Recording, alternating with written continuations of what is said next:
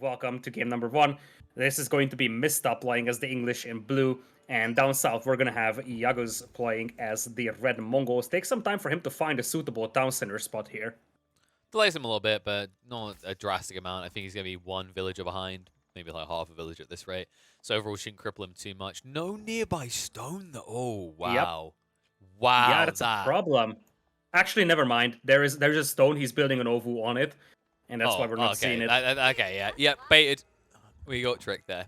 It's not too bad of a placement. Usually, like, the ideal placement is if you can get your Uvu close to your TC, right? Because then you can actually, like, you can pivot. Do I want to go economical benefits or am I militarily influenced? In this setup, it should be very easily, like, seen that Guz is going to play into the military strengths of Uvu, as, like, placing pastures here early on isn't an option. I just don't think it's efficient. Sometimes we do see Mongol players rush very quickly into pasture drops, and that is when they have this situation where, like, the Uvu is literally in kissing distance to the TC. So they instantly get those sheep in and they're easily protected and nothing can snatch them away. Yeah, that's actually a thing that Mista loves to do, but of course he's not the Mongols player right now. But he's one of those people that actually pioneered that. He was very aggressive on those early pasture drops, and he's got a killer fast castle style approach with that. Like that's really difficult to counter. I think he was able to beat the Rus fast castle even before the Rus deer ferrying meta was nerfed. So really, he had a very powerful fast castle with this approach. So it's not something to be underestimated. Those pastures right next to the ovu are actually very impactful for your food eco early on. Oh yeah, most definitely.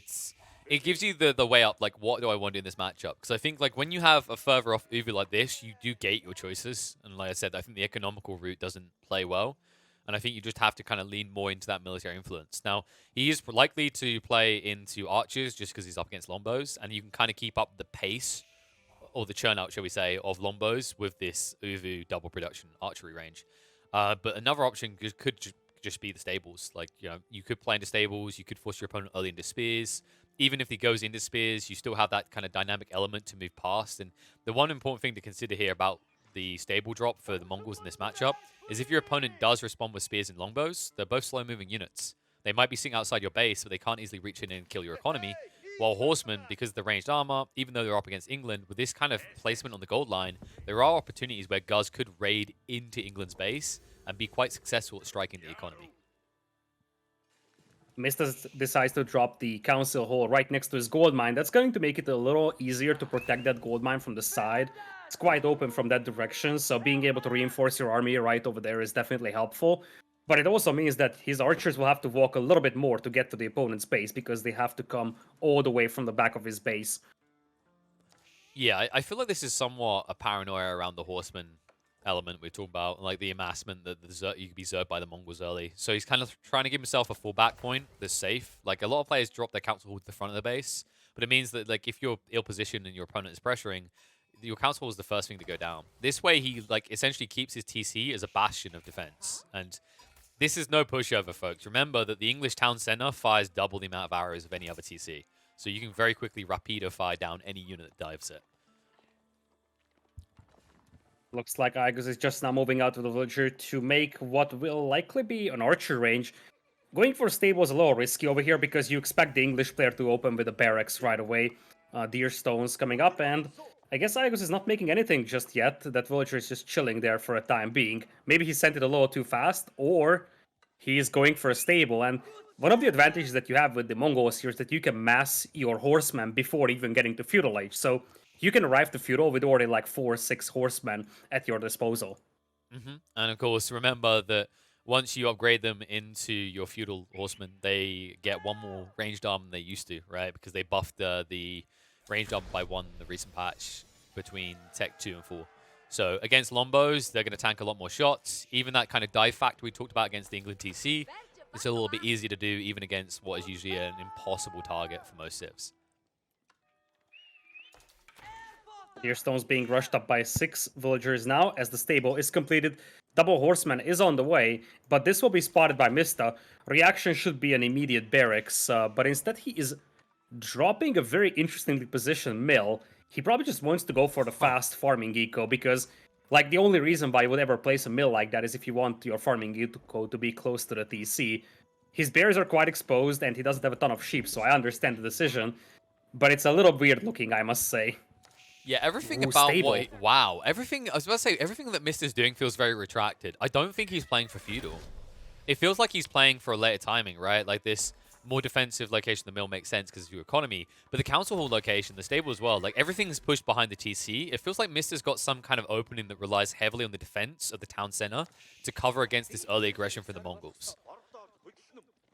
Let's see if it Yeah, pays it very much off. seems like he just wants to play a defensive feudal age and just try to beat his opponent to castles, start popping out some of those strong men at arms. He's grabbing wheelbarrow as we speak.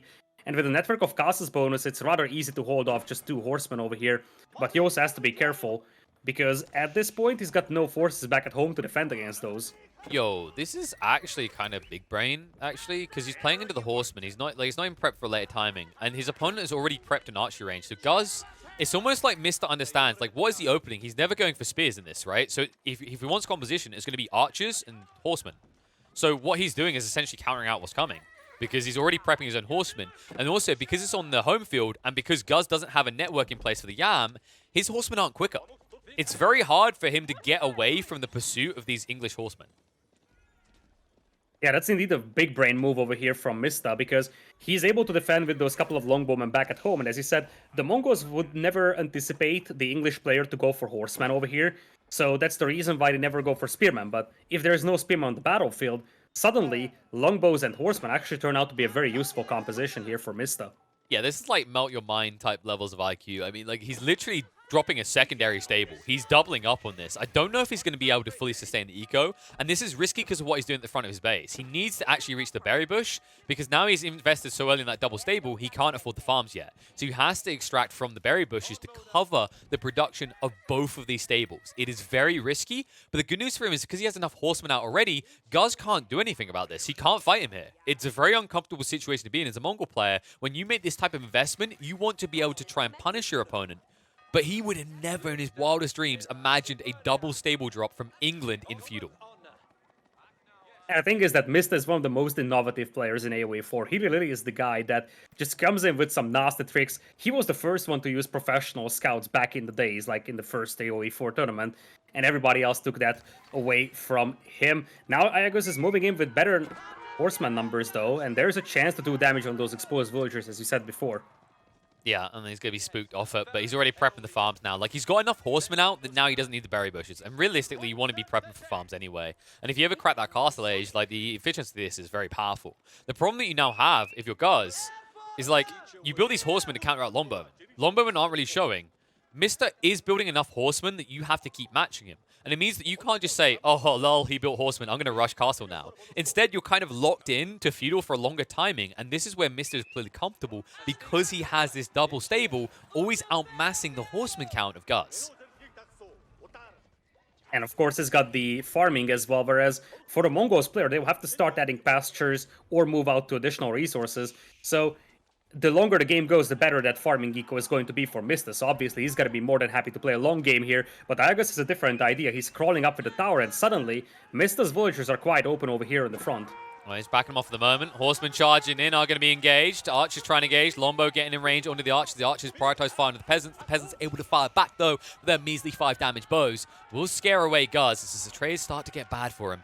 The horseman count looks like it's starting to even up again, but once again, Mista's ahead. 10 versus the 8, and it means that Guz is going to be a little bit of trouble as they'll wrap onto the archer. In the meantime, the longbowman will pick them apart, and Guz is going to be forfeiting ground.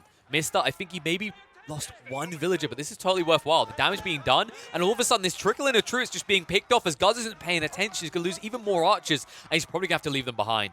There's no way they can run away from the horsemen. That is a heavy hit for Guz, and before he knows it, he might have England raiding into his base. What a game, what a game. This is really... And one of these horsemen is actually very weak as well for Iaguz, so not only did he lose a considerable amount of his units, many of those also were heavily weakened, and now Mista is the one accessing the berries, and it is just a double stable play. And now, the Ovu is very exposed. That's something that's always vulnerable for the Mongols, and Mista himself is a great Mongols player, so he knows that very well. Yeah, and he'll move straight in. And if he gets through the stable, now you're in dire straits as Guz. Guz is going to have to address this, but look at how few horsemen he has left. And Guz, although he has some surplus food, he doesn't really want to spend it because this trickle out of troops will be picked off straight away, so they'll snipe out the Uvu first. No way to really stop them. And this is such a big brain move. Like, England have this kind of expectation around their economy around feudal, right? The way they're going to invest it is very predictable. The way they're going to try and utilize it in unit terms is quite predictable. But he understands exactly what Guz was going to come to the party with. It was always going to be horsemen. And because he pushed out so many horsemen, he forced Guz into this awkward situation where he had to invest in so many pastures to pad his economy. It's almost like Mr., as you said, plays a lot of Mongolia, understands this timing, and as a result, understood exactly when Guz would be weak and when he'd have to pad himself with these pricey 150 wood pastures, which would have slowed down the push out of units elsewhere. Oh, wow. And This you back see up. that yeah, he's backing up. He has to go because that stable is about to be burned down, and But it's it's gone. surrounded. Yeah, that's the worst case scenario. The moment you move them away, it's so easy to pick off. He doesn't care about the archery range because why would you? You've got horsemen already. So he picks off the critical details, snipes out the Uvu as well, and this is getting problematic quickly. I can't believe this, but Mongols just being aggressive in an unorthodox fashion by England. It doesn't even involve longbows. Absolutely hilarious. Iaguz Oh is my banking up God. resources for Castle Age, but how is he going to get units out? Because like he's got one archer range and that's it. But more importantly, who cares about his castle age timing? Mister's already halfway there. Ooh, I didn't even notice that. Holy potatoes, that's a fast castle from him. Oh my God, that means he's going to scale his eco. He's already got military presence via the double stable. He can prep for the knights as well. And keep in mind, because Guz sacrificed the stable, lost the Uvu, only has an archery range, and is now prepping to tech up, and is being rushed by horsemen, even if he gets up, he won't have racks to deal with the knights or the horsemen that are here. And he has no place to build them because he has no defensive force to push out and get space to drop the racks. Oh, this is just so difficult right now for Iaguz because his eco is very, very compact. It's very difficult for Mista to raid him, but the beautiful thing here for Mista is that now he's very well set up to just continue going with knights. And usually when you see English, they just go so heavy in longbows, they don't have a transition to knights immediately upon hitting castle. But he's got the two stables, he can continue with knights, or the upgrades that he has gotten for the cavalry is going to affect those as well. So really, it's not a big challenge for him to get those power units on the battlefield in just a couple of seconds.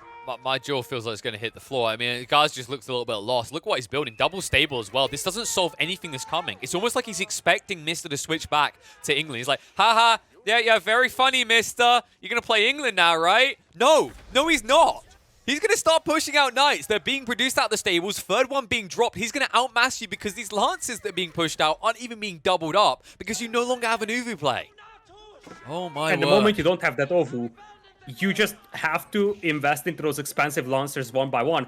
And what is there on the opposing side? An absolutely juggernaut food eco. So if you look at that food income, it's double for Mista. So without the double training, the cost efficiency is just so much better for Mista at this point. Yeah, the whole point of what makes Mongols strong is this Uvu, right? Being able to play around it. But the denial, because the Horseman players set up everything that follows. And Mista now cruising with 2 TCs up on the eco front, up on the knight count, and also pressuring this gold line so he can never gather on the step readout because he brought Longbowmen to the front finally. It only took like 13 minutes or 12 minutes for us to finally see the presence of Longbowmen for real, but they're finally here, folks. And they're going to be here to stay. And I don't know how long Guz can hold under this pressure. It doesn't feel like he's escalating in any way. He drops more of these pastures, but really, where's your growth point? Where's your expansion? And at this point, Mista could even afford to just send the villager forward, start making a tower so he can actually have the network of castles bonus. He could consider just upgrading horseman to veteran, but oftentimes the best thing in this scenario when your opponent is just pinned inside his base so much is just to leverage that map control. Make a monastery, start picking up relics just like you would do for a Rus, for example, back in the days when you had the map control. Yeah, and look what Guz has tried to sneak. He's gone back for that Uvu again. However, Mista's about to spot this, and it's just going to be burnt to the ground again because you don't have enough troops to counter him. Like, if you think about it logically, they're not even matching the pace of each other's count. Mista is ahead. Guz is behind. He's trying to produce enough units, but he's never quick enough. So it means if you ever take a fight outside your base, you're going to lose it. So all that's going to happen here is it's likely Mista will spot this expansion on the south. He'll move around the back, he'll burn it down, and Guz will just stare and watch. Will he spot it, though? Because that knight is going back, and the knight having a low line of sight is actually something that's haunting Mista here, because it doesn't seem like he's anticipating that Ovu being rebuilt. Now, truth being told, that Ovu is getting close to being depleted, so that's a bit of a concern out there. And we got the Khan harassing those villagers as well a tiny bit. Now with the Castle Age, he's gonna have a decent amount of damage output from it, so it can definitely take down vills. But Mista is right to push the gold miners. He's just changing the angle of attack at this point. So, yeah, jump in straight away. Forcing him away. Outpost going to be Garrison. He can burn the ground, but doesn't hang around. Doesn't want to actually give the count over. We'll back up for the moment. But I think the more important detail is even if Mista knows about that Uvu play at the back, he doesn't want to forfeit the front because he doesn't want to give away straight into his base for the Lancers. Instead, he wants to engage him here. That's exactly what he's going to do. Wrap around the back so they can't move away. They can't use that mobility to their advantage. And while they try to trade with the assistance of the TC, there's just too much armor on these Knights. They're tanking a lot of shots, and it means the Lancers are going to fall quicker. And remember that Mista has a lot more expendable economy because, one, his is actually working. It's not garrisoned. And two, he has 2 TCs, so he's got plenty more people gathering resources for him. Indeed, and those horsemen are just so good at tanking up arrow fire from the town center. At this point, not having the castle age upgraded is just a throwaway unit, but it's just so good at soaking up that arrow fire, making your knights last longer in that battle. Looks like Khan on the right side is getting cleaned up by the knights as well.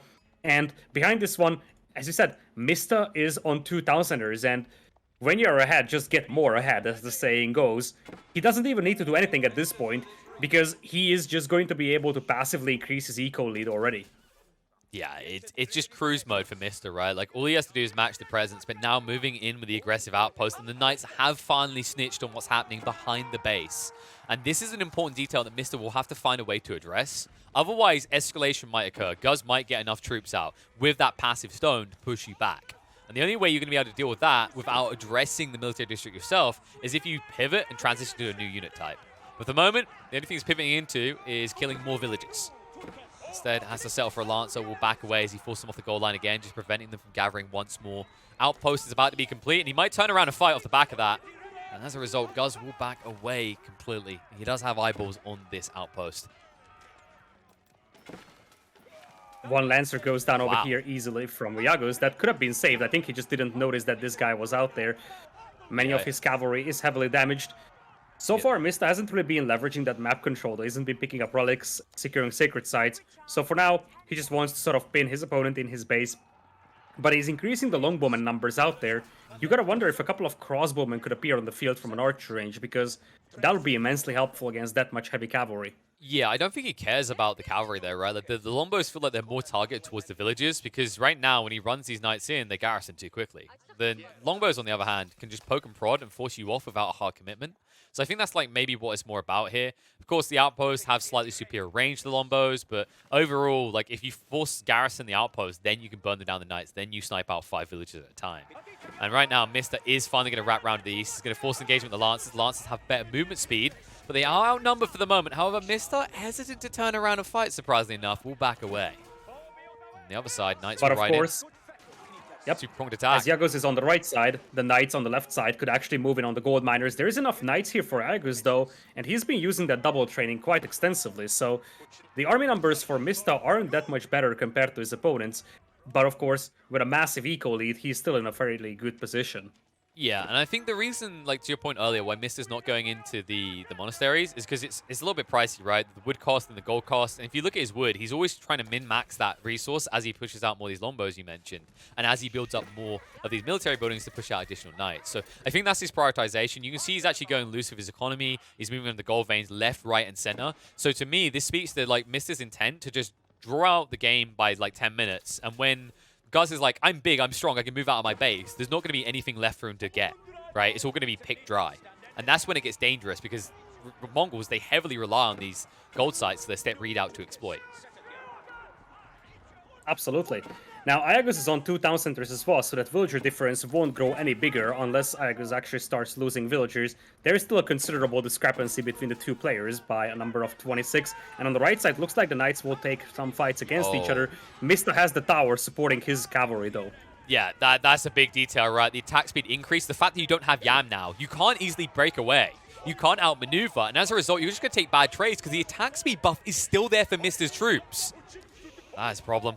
He'll back away the remaining forces, but the pursuit will continue on. Meanwhile, in the center, no ground gained, and Mista now wrapping a second battalion to the south, looking to stab in, construct a network with the outpost, and then find a way to get rid of that Uvu site and anything nearby.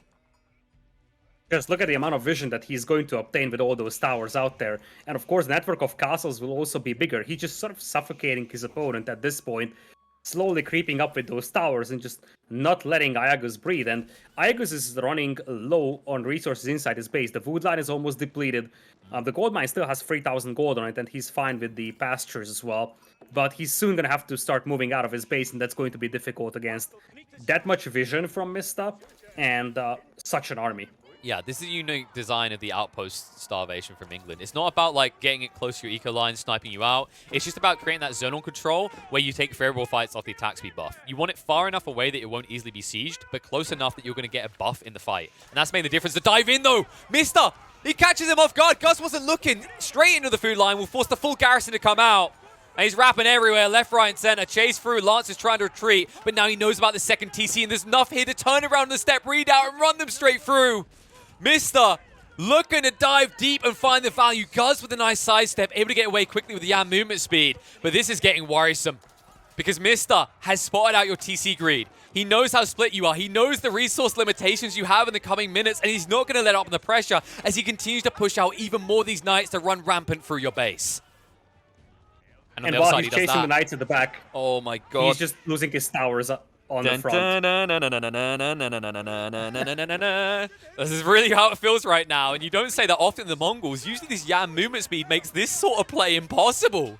But instead, he's just being played like a fiddle designed for 5-year-olds. I could probably even play it. Oh no.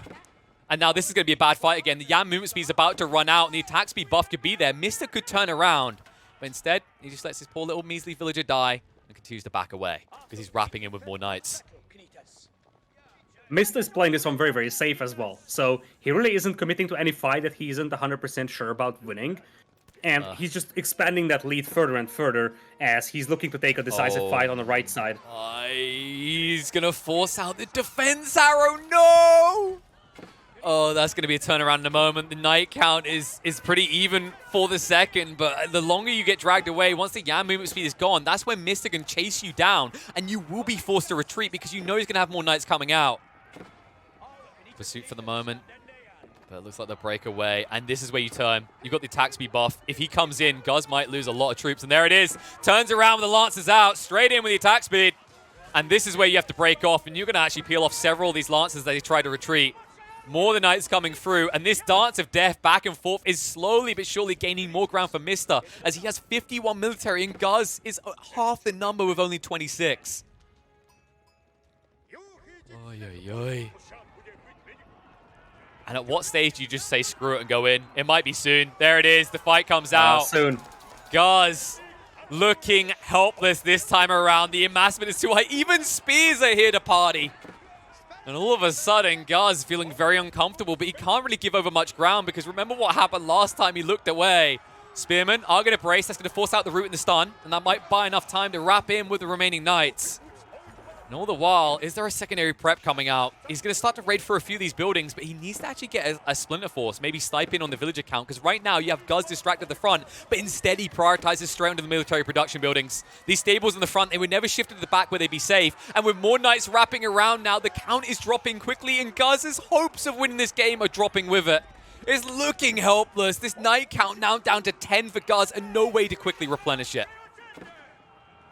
And it's just getting worse and worse at this point. You're losing your production buildings, and we have seen some spearmen being added by Mista that will just add to that level of frustration, as Mista is going to detach some cavalry to hit the gold miners at the back while preparing that push up front, and he's soon going to be able to start burning down those pastures, making life even more difficult. Yep, and he's going to see the wraparound. He has the outpost in place, but he's too split now. There's barely any Lancers left to defend on both sides, and that is enough to convince him it was over. Guz will GG out, and England will innovate again, as the Horseman spam is magnifico from Mista. Talk about the unexpected. And Mista is always able to deliver something that's just unique, and you wouldn't think that it works. And like 99% of the people trying this would just fail very badly, and we would be sitting there saying, why would we even try going Horseman with the English? But not Mista. He's the one that just came in here. He knew exactly what he wanted to do, and it was a big brain move from him, going for the Horseman, knowing that his opponent isn't going to add spears because you're just expecting longbows from the British. And I think the big thing is that he committed to the Horseman play. He said, okay, I'm going to live with it. I'm going to die with it. But it's not like I'm switching back to longbows. I'm just gonna go fully commit to cavalry, and that just caught Iaguz off guard so badly. Yeah, because one big thing you always have to remember with RTS is transitions is one of your most delicate points of the game, right? So if he had chosen to switch over to a new unit type, that might have given an opportunity for Gus to strike back, to move out. But the fact that he's willing to live and die with this, as you said, is really the difference maker. I think a lot of players get obsessed about what's next instead of fully utilizing what's now. And this is a pristine example of how to do exactly that. I think Mr. Like, the classic kind of way of looking at this is, if it works, you're a genius. If it fails, you're an idiot. But this isn't the first time we've seen this. In fact, I think I had Veggie in my chat saying that he had the exact same strategy in his first round in this tournament's qualifier, and he was not expecting it at all, and it was very dominant with the English horsemen. And I was saying this at the last two patches. I felt like England stocks were on the rise. I thought a big part of it was down to like early wall strats and kind of like forcing these natural choke points and how England kind of nicely flowed into that. But now we're just seeing a whole new layer that never would have been thought possible before. I don't remember any point where in over easily well over 300 games I've watched, plus even more that I haven't cast, I haven't seen horseman spam from England. I don't know how I've got this far in and still haven't seen it, but not to that extent. Maybe like one or two, and you're like, it didn't quite work. But the fact that he's willing to actually bet the kitchen, the house, and the kid on it, it's just fantastically done by Mister to take game one. Obviously, part of the reason why this worked is because horsemen were recently buffed, so they are not as bad as they used to be in these situations. And now the question becomes, are we ever going to see English trying horseman spam with the Abbey of the Kings instead of the Council Hall? Because like No. this is actually a fun story. I've been talking with some people about the Abbey of the Kings, as a landmark. It's like we're trying to find any kind of reasonable scenario where it's viable, and the only thing I could come up with is say, okay, in the unlikely event of English spamming horsemen, it could work. But I firmly remember saying, look, no one would ever spam horsemen with the English. Guess I was wrong. I think like the concept of the Abbey of Kings in that situation sounds really cool. It's really tempting. But at the end of the day, like if you build Abbey of Kings, then you definitely have no flexibility. You definitely have no switch over trying to transition. The fact that you have to keep in mind here is because you drop a council hall. The issue that like Guz has in this matchup as Mongols is there's always a threat that Lombos come out, right? So he always has to be padded against that looming issue. He can't just like as a result of seeing horsemen come out, fully dedicate himself to spearmen. One of the big edges that you get out of the council hall is the fact that your tech up is a military building, so you can already build military units straight away at the beginning of feudal. But the other detail to keep in mind is you're saving yourself 300 wood, right? Because it's essentially the efficiency of double archery range, and that's a lot of resources in your early economy that you're saving from having to invest in a desperate transition. Because you find in that situation, like if the stables don't work and you're like, oh no, this is really bad, I need to switch over, I'm going to invest in archery ranges because that's what's going to count the spears coming my way. All of a sudden you have to find 300 wood in your economy versus instead having just had that building sitting there unused the whole time. I think that's what makes like the council hall way too tasty for England's timings. I think like Abbey of Kings is in theory like an interesting concept, but it's something that feels like it would fit a lot more naturally with, say, the Mongols with the pack-up ability, right? Could you imagine the Abbey of Kings if you could choose somewhere else to place it? Then you'd be like, damn, this has some really strong plays. I think that's what makes Abbey of Kings to me like probably the weakest landmark, or like bottom three, at least definitely in feudal age, is the fact that like it's a defensive structure, it's slow, you can't use it aggressively. And if you could, it would probably be broken, but it's hard to see a way that it easily works. And I know some people are going to mention the Kurultai. That's what I'm highlighting. Like, the Mongols have the Kurultai. It doesn't get used because step readout is just so much better. But I'd say, like, the concept of being able to move that on the go makes the Kurultai potentially, like, as a pocket strategy useful. I just don't see a pocket strategy in which Abbey of Kings feels good. Yeah. I think the thing is that with the Kurultai, it's also about what you want to heal up, because healing up is usually something that you do, especially in early game, on expensive units. So if, let's say, a landmark like the Abbey of the Kings worked for the French instead of the Chivalry, that would be a lot more appealing because they have a low amount of high mobility expensive units. The problem with the English is that, like, whenever they're playing longbow spearmen, that healing ability is just irrelevant because it's not about how healthy your units are, it's about your numbers. So it is much more relevant for a civilization that is basing their strategy on high mobility, more expensive units like knights. But as you said, the other reason is, of course, just the fact that the council hall being there is always a danger that you're going to encounter longbows, and it trains them very fast. Yeah. So you really don't need a lot of time. In 1 minute, you can get 8 longbows out there. So your tech switches will be blazing fast. Yeah, and like the knighty kind of like follow on thought with like say for example knights and why they're so great is like the idea of chivalry, right? Like it's another way you heal, but you heal on the go. Like you take that fight, and you're like, oh good, now I'm gonna heal, but you don't say I'm gonna run back to base and heal. I'll be back in 2 minutes. You can keep farming in the meantime. No, you run around their base in circles with little plus signs obnoxiously above your head until your opponent tilts so much they GG out of the game. Sorry, I've had some bad experience against French. But the point is that like you don't have to let up the pressure. It's that whole element of like playing to win, and to me, like Abbey of Kings doesn't feel like a playing to win landmark. It feels like the absolute opposite. It's a defensive landmark that has to be in your base and requires your aggressive force to come back to base to heal. So if you were ahead, like you're forfeiting your lead in a way. And if you're behind, I don't think it stems the problems because of the importance of transitions in the early game to counter being behind in these matchups. Yep, exactly. Looks like the players are still setting up the next game over here, so maybe either of these players decided to take a short break over here. Iaguz still has to recover from the fact that he just got beaten by English horsemen. Yeah, I think he's probably like, you know what happened? Like, I understand, I can understand it from the minor guys. He probably like he pushed back from his desk. He got out of his seat. He looked around his room. He saw one corner was not occupied. He walked over to it. He crouched down and he shook back and forth for about 5 minutes, and then he should be ready to go with the next game. Um, Maybe he pulls some hair out. I know that lad's got a full head of hair. He can definitely afford to get rid of a few of those hairstyles. But there's definitely going to be that stressing element. Like, where do you go from here? What is your opponent going to do from here? Because if you haven't seen this before, it almost feels like he could do anything next. And I think that like if Guz hasn't experienced this before, which I'm not sure if he has, because it's definitely a very recent strat, I think the big issue you have is that it kind of these type of curveballs that catch you off guard throw your feeling off, right? Like high level competitive play, no matter what the game is, a big chunk of it is about feel. We think about the situations where a player already preps a counter before he sees it coming, right? Because they understand these matchups because they've done it and they're kind of acting on feeling more than anything in a lot of situations. This might chunk your mojo and like kick it to the curb, right? It might try and take the flow out of your play, and it might make you start double thinking what you're doing in games when you should be confident about your plays, because now all of a sudden Mr. is the Riddler. He's a big question mark. You don't know what he's going to do next, but you've got to try and solve it.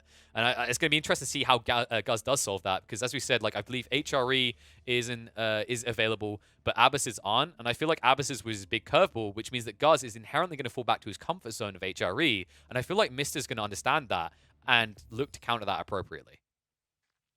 And you're absolutely right about that one. Indeed, because Abbasids and Delhi were both banned, you would normally anticipate something like an HRE Mirrors because we're going to Hillandale.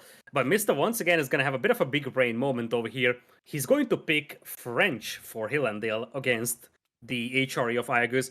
I kind of get the feel that Mista is going to do something that's kind of very old school on Hillandale. Back in the days when people started playing this map, like this was even before the Abbasid meta, like basically first couple of days of Age of Empires 4, the meta was French on this map because you have a very powerful economy, super powerful late game with the Royal Knights, the Arbaletier, the Cannon. So you really have a lot of things going for you with the French on this map.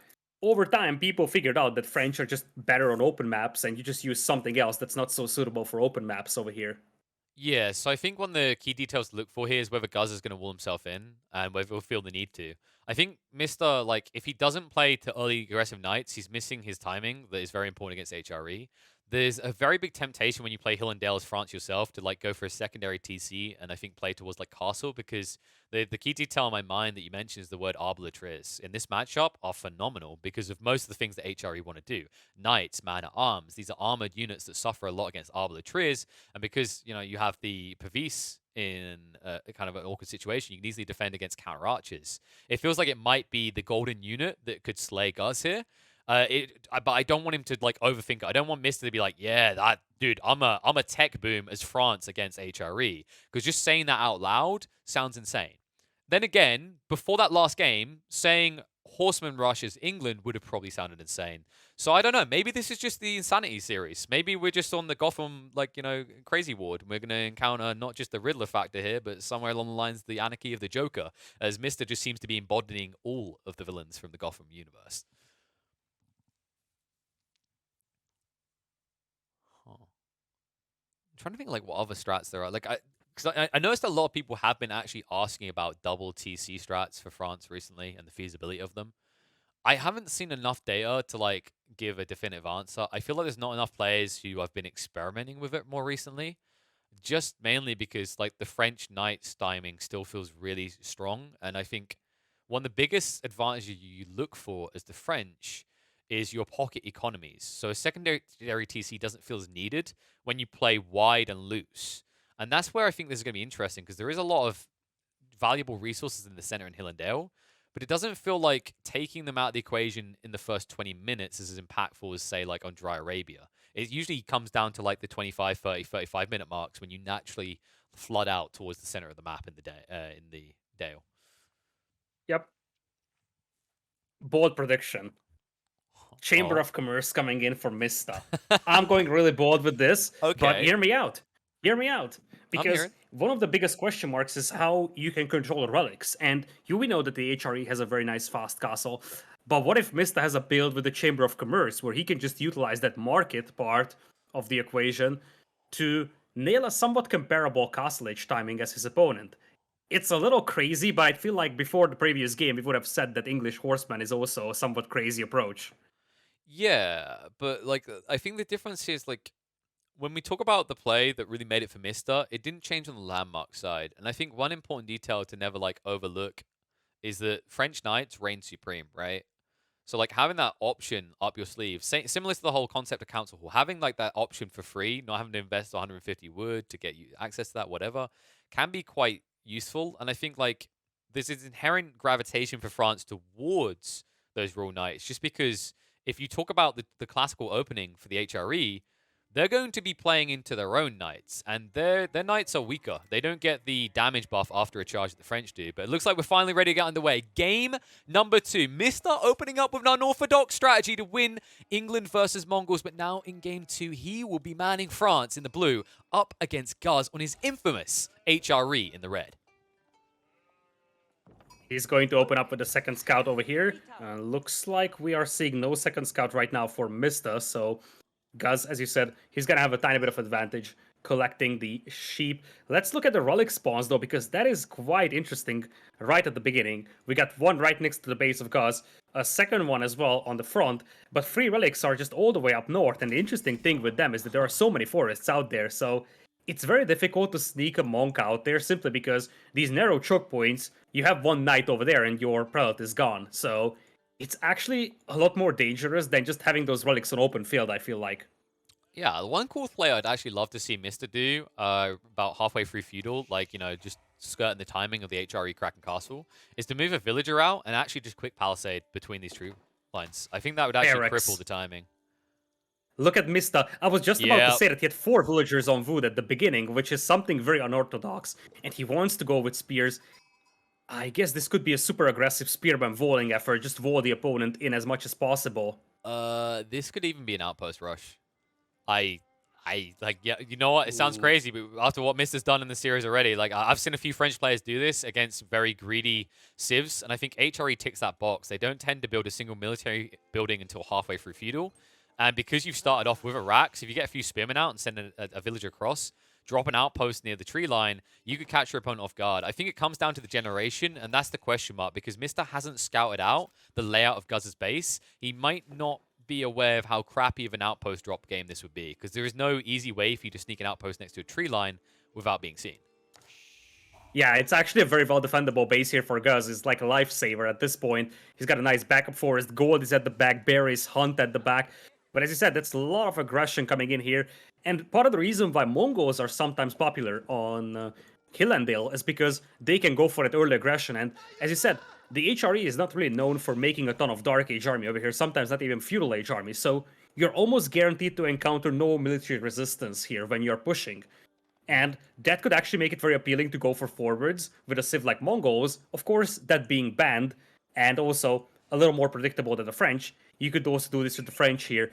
Having that discount on your lumber camp and mining camp also helps facilitate this, but as things stand, I don't see a villager being pulled, so it seems like it's just gonna be standard good old-fashioned spearman rush into likely a Oh. fast castle. Yeah, I think he's trying to play off the fact that typically, like, the gold veins, on average, I'd say they spawn a little bit outside TC range, so he should be able to, in theory, burn down the mining camp or keep people off the gold. And that's crippling. Like, HRE, that's the worst case scenario for you, right? Like, you need to get that tech up. Luckily, he has got the influx of gold. It's very hard to actually move across quick enough to stop an HRE player gathering enough gold for a tech up. Even though they invest in these prelates, because of that buffed rate, you can see the amount he already has. 335 from just 4 villages working it is good enough that he's going to be padded and protected. Question is, what's his long-term plan? He has a beautiful Archon Chapel placement to start with, is what's got to be said, right? Like, he's got the double food, he's got the wood. So this is actually pretty ideal. And in conjunction with the defensive hold in this choke, naturally, because of the TC's location, it feels like it's going to be very hard for Mr. to kind of tick the box on his timings with this Spearman Rush. I feel like Mista knew exactly that he won't be able to stop the feudal age here with the spearman, but we also have to keep in mind that Iaguz would need a ton of gold to get to Castle Age over here, and indeed, here comes Mista with the voling attempt, so he really wants to Yep. just pin his opponent inside his base, and he knows he can't stop the feudal age because there's no way he gets there on time. Emergency repairs coming in here for Iaguz, which is going to delay this mining camp being burned down, but ultimately, Iaguz is currently off from gold, to an extent where he's also going to struggle affording eco upgrades, let alone Castle Age, and that's exactly what Mista wants to do, because behind this, Mista is already on the hunt, he wants to wall his opponent in, and you just get that feel that he wants to play fast castle here after this early Dark Age aggression.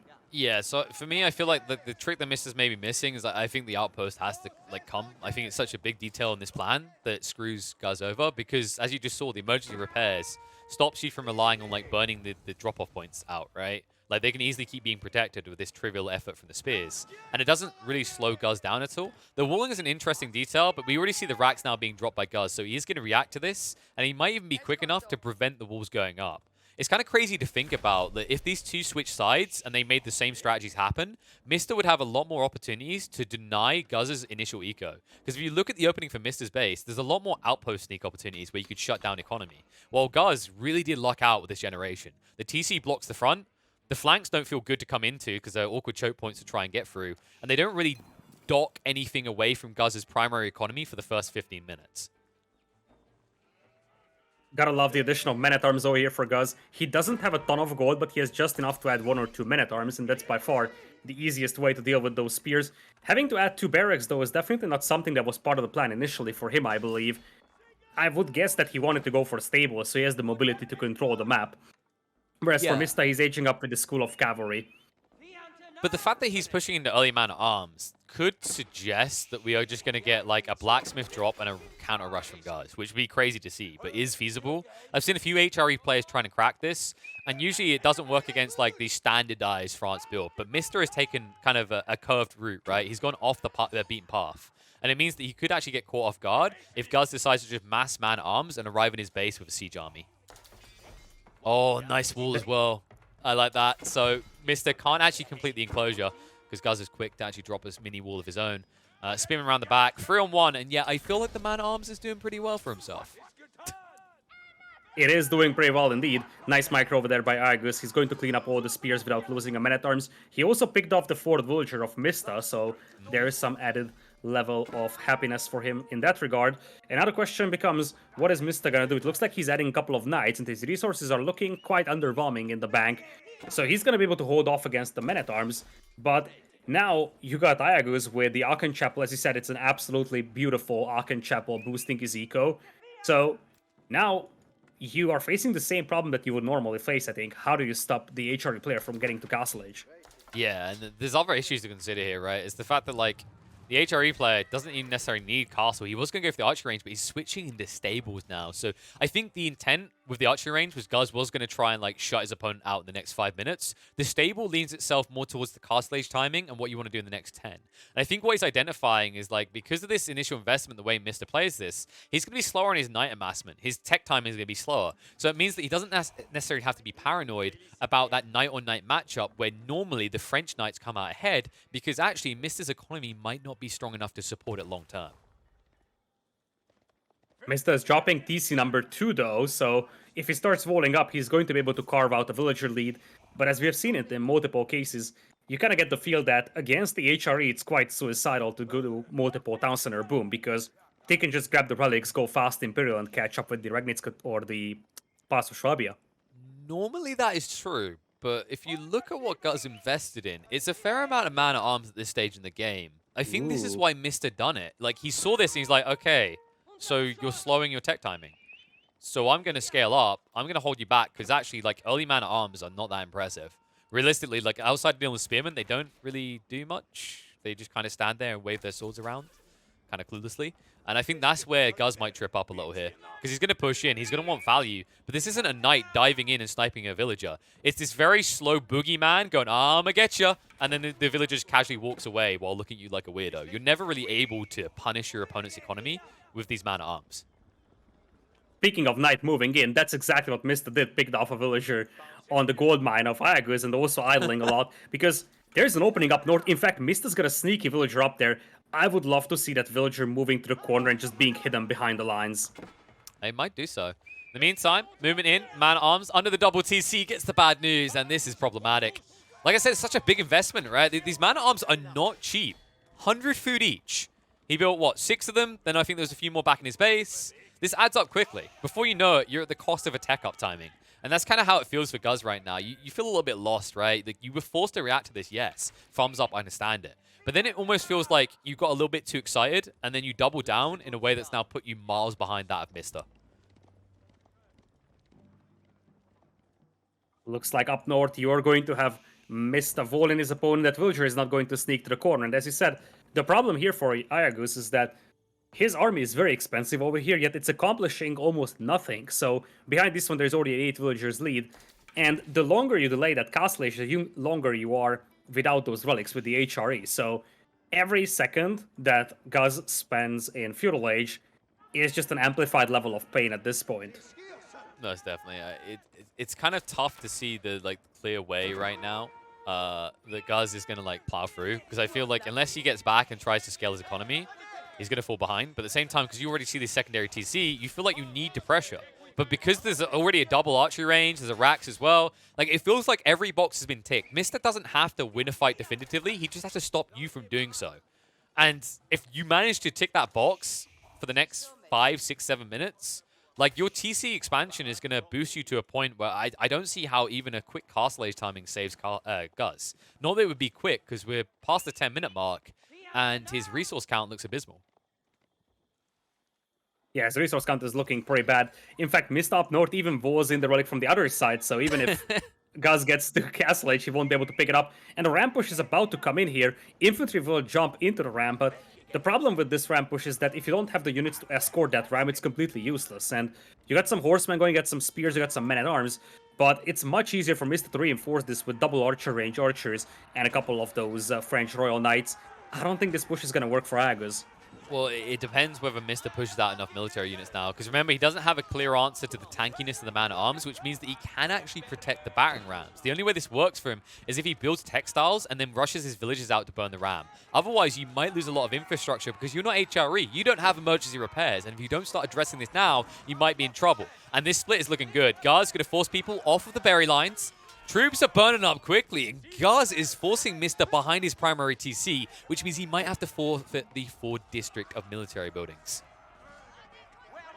The archers weren't focusing down the spearmen, and that's part of the reason why the knights weren't so effective up until now. There is still a couple of archers left over here, but the man-at-arms are doing such a great job soaking up the arrow fire.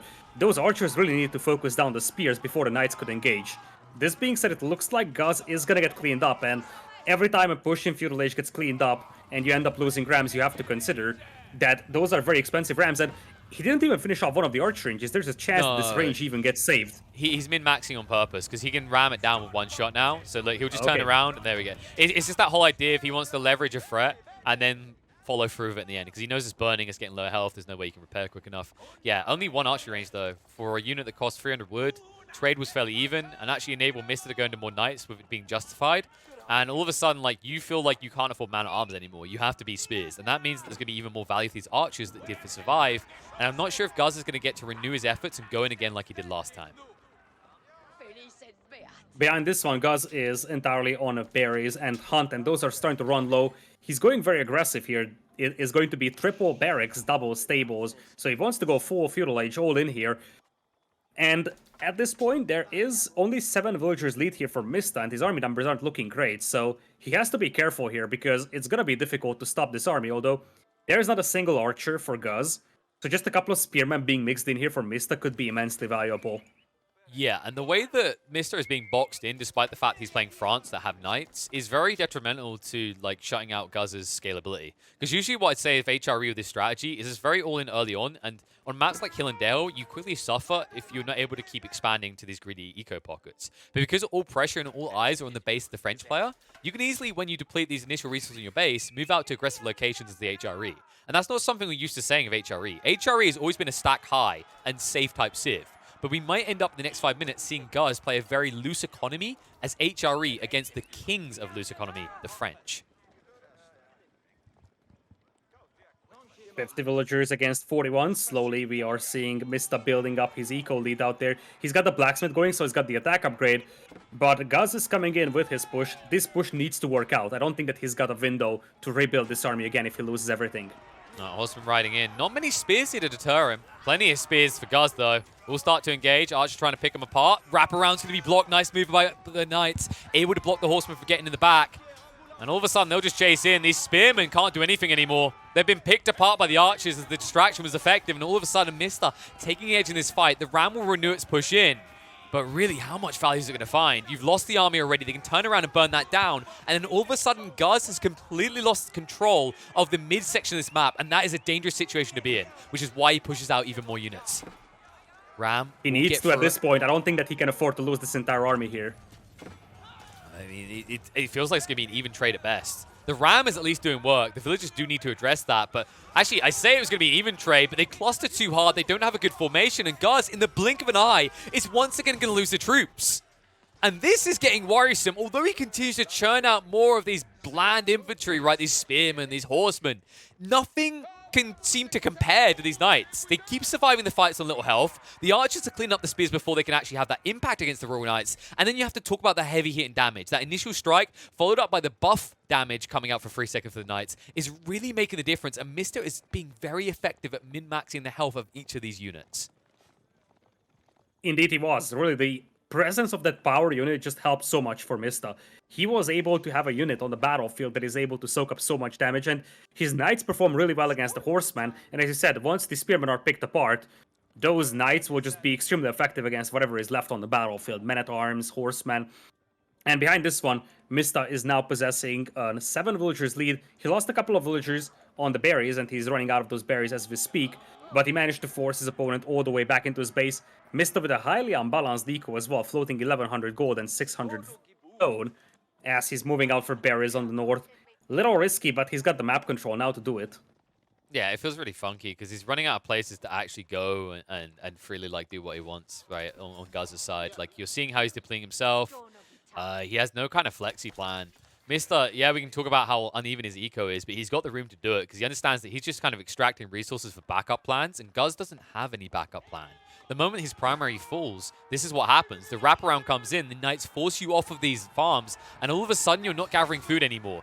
Knights will be pinched, 2 of them will fall in the end, but it looks like they're going to drag back and forth and just try to waste a little bit more time of Guz's. As once again, he's on the defensive, and that means that this pocket eco strategy is just in full swing. As you said, with the berry bushes, I wouldn't be surprised if before we know it, there's going to be a shift out to new deer lines. He could even start expanding the north. We talked about this whole idea of walling the choke points here and preventing the relics, but I don't even think it's about that for Mista, because I just don't see a world in which Guz wins this game by going castle. If he ever chooses to go for castle, Mista is just going to run him straight through, because he knows there won't be a vast enough military to defend against the onslaught of the French.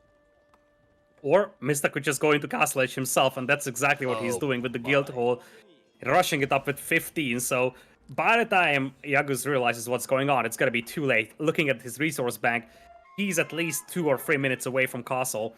And given the fact that his army is basically just a couple of men-at-arms and spearmen, a couple of arbaletier and the knights would work so effectively. And I think Guz is just now realizing that he's being walled in from the north. And as you mentioned, Mista is going to wall off the entire northern side. There is 3 relics, 3 major gold mines, and even 2 boars under his control with that. It's tough to see away. Now the castle is being cracked. Guz has to be looking at this like, look how close he's getting, but he's like, no, there's no point. He understands. He's got a static army. He's boxed in his own place. Yeah, you could try and delay this, but it feels all but inevitable. Mista just playing him once again like a fiddle, and will take the series 2-0. Wow. Honest to God, so much credit to the way Mista played this, because one thing I want to say is this game felt so reminiscent of Game 1.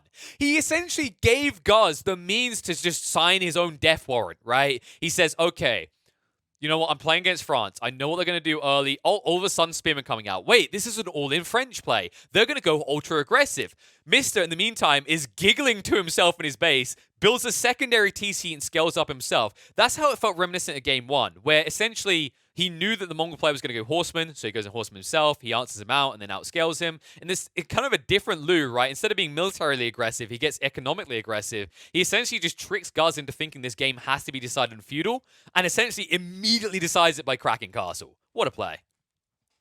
Yeah, like he's one of the smartest players out there, and really he has shown that today. The thing is that Guz tried to play meta, and we cannot blame him for that. Throughout this entire day, everybody was been playing meta pretty much, and then Mista just comes in and he has two direct answers to those meta plays. And that's just really that cleverness that came into this one. He knew exactly what his opponent was gonna play, and he just had the counterplay to it in both games. Very dominant 2 games over here for Mista as he moves into the deciders tomorrow. Yeah, I think like there's the two ways to think of like there's playing how your opponent thinks you're going to play, and there's playing how you want to play, right? And the whole problem that I think like a lot of people trip up to with this whole concept of established metas is that usually like because you think it's the most efficient play or it is at the moment, you kind of fall into that predictable pattern. Your opponent already knows what to do. Mista is very unorthodox. He's very unpredictable, and we saw that exactly here, right? He's not playing to the tune of his opponent. Instead, he's forced in this awkward situation where every stage in both of these games, he's looking across and going, dance, monkey, dance, right? He's saying, Guz, you have to change something. I'm going to set a trend. You're going to follow. And those are the powerful people. Those are the scary people, because we talked about how transitions are a very dangerous state of the game to find yourself in. Even more dangerous when you're behind. If your opponent is ahead of time forcing you to actually switch up when they're on the aggressive, all of a sudden your game becomes very uncomfortable. And that's what it felt like it was from Guz. And I think also that Game 1 trickled into this Game 2, and we saw him kind of trick himself essentially. When he dropped that archery range, cancelled it and went to stables instead, I felt like that was kind of an awkward play. I don't think he scouted out the TC at that point, and I think that's why he was ill-informed. Had he seen that TC, had he scouted that out, snuck in the back of Mister's base, I think in that situation, what we actually see is Ethan instead just chooses to go for archery range and racks, gets the rams, and then pushes in full hardcore, full commitment. But I think once he sees that secondary TC and he's gone for the stables instead, it's kind of like that, oh no, what have I done feeling, right? You understand that now you're floating this ram strategy that is half invested in. And I think that has been the difference throughout this game, is Mista's had an understanding of when he's at a critical power timing, and he's not afraid to double down on it. We saw it with the English Horseman Rush in Game 1, where he didn't just start a step it, he full and invested in it. And then in Game 2, we see him go for that initial aggression, realize it's not worth it on the generation of the base, and then instantly just invest everything into economy. And that is what decides games. Like, you can't be you can't be thinking yourself, you can't be wondering what if this doesn't work, maybe it won't work. You have to believe in the strategy you bring to the table, and that's exactly what Mista done for this entire series.